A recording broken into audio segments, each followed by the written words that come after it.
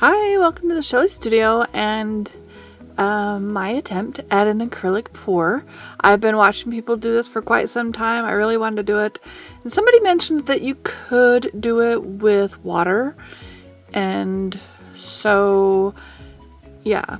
I don't know how long this pour will last, if it'll start flaking or whatever, but I'm just playing around.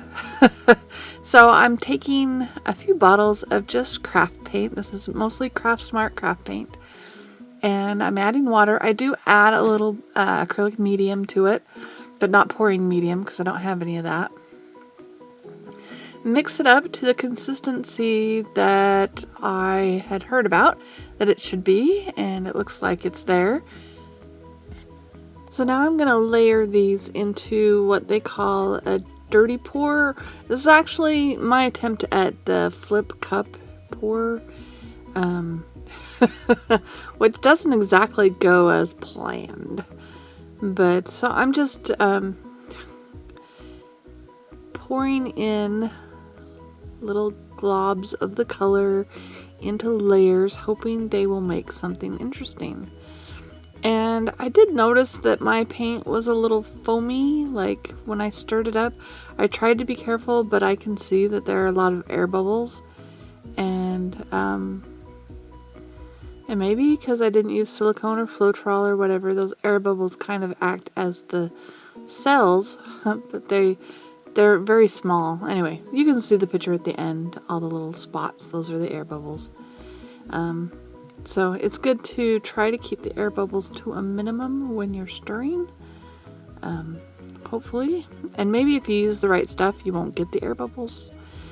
Alright, so I'm basically using all of this paint and saving out a little bit of white, and I don't use all the black. I don't want it to overwhelm it. It already ends up quite dark and not without enough white. And I'm just setting down some little cups, and I have this little canvas panel I figured would be stiff enough. And now I'm just putting the rest of that white on. I want it to be able to flow easy. So, and yeah, I didn't have near enough paint, and it's probably too runny, too thin, but it was so much fun to do, guys. Even if, you know, it's not going to last, I can always take pictures or scan it or something and use it for backgrounds, or I don't know. It was just a lot of fun, and I'm sure I will be trying this again. Yeah, that was my flip. I just didn't, because I had paint all over the panel, I just didn't know how I was going to flip back and forth. So I just dumped really fast. So that was kind of messy. Probably mixed up the paints a little bit more than they would have been otherwise. Yeah, so, but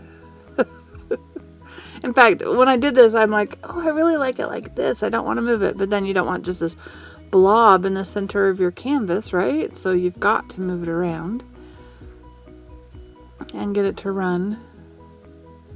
And you can see all the little spots there. Well, besides the drips on the side. Those were air bubbles in the paint.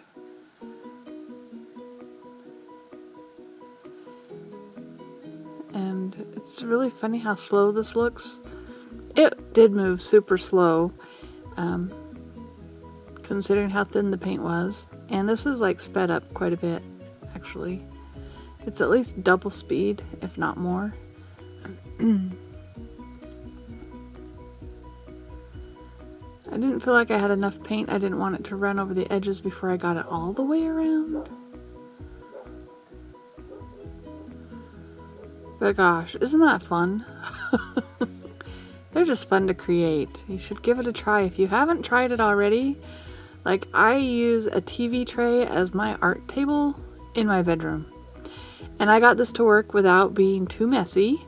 I mean, I got paint. Okay, I was a little messy because I got paint on my pants, but I got black paint and they're dark pants. Nobody will know.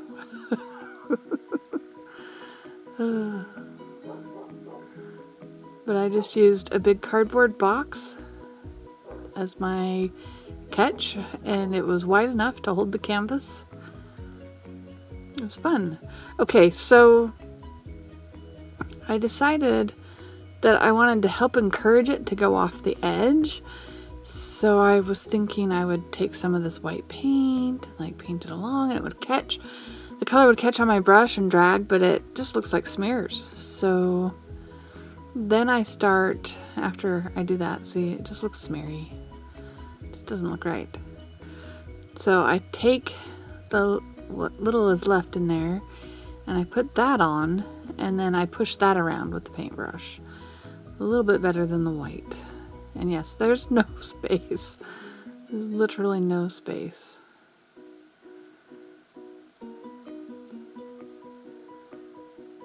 I just start scooping it out of that cup with my paintbrush.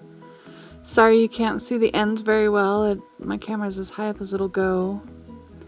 You can see where the light's reflecting in that upper right, the air bubbles in there. Oh, and it was really weird because when people show you them heating it up with their heat gun, they say the bubbles are all popping. You don't really see anything, and I don't know that you really see anything on mine either. But when I hit it with my blow dryer, look at those pop. Can you see them?